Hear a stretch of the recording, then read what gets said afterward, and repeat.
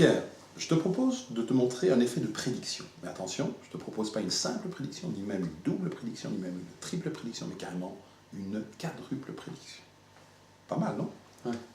Alors regarde, je vais simplement sortir 1, 2, 3 et 4 cartes du jeu qui vont jouer un rôle très important dans les minutes qui viennent. Mais en attendant, je te propose c'est de sortir une carte du jeu. Alors, regarde-la bien et surtout montre-la bien à la caméra. Parfait. Alors, je vais reprendre ta carte, bien sûr, et nous allons la perdre dans le jeu. Jusque-là, c'est assez classique. Alors, tu te rappelles peut-être que sur la table se trouvent toujours mes prédictions.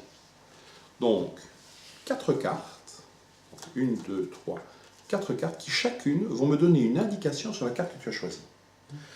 La première prédiction m'indique par exemple que tu avais choisi une carte rouge, c'est possible? Oui.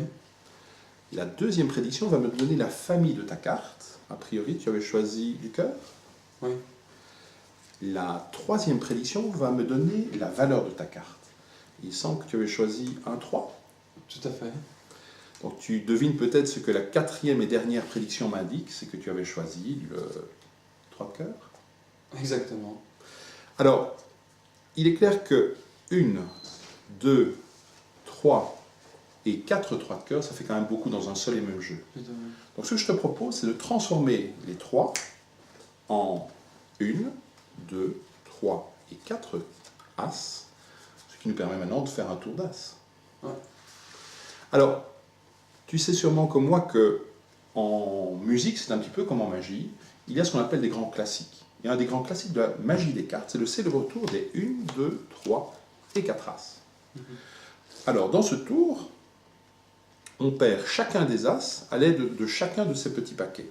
Donc, on va perdre par exemple le premier As à l'aide du premier paquet, comme ceci. On va perdre le deuxième As à l'aide du deuxième paquet, troisième As à l'aide du troisième paquet, et le quatrième évidemment à l'aide du dernier paquet. Il ne reste plus qu'à mélanger le tout et surtout à retrouver les As. Alors, ce que nous allons tenter de faire, c'est de faire une petite passe magique comme ceci, et normalement tous les As se sont maintenant classés pour être éplés. On essaye? Ouais. On va commencer par l'As de carreau. Regarde.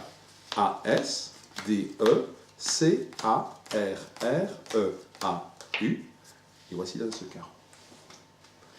On va essayer avec l'As de cœur.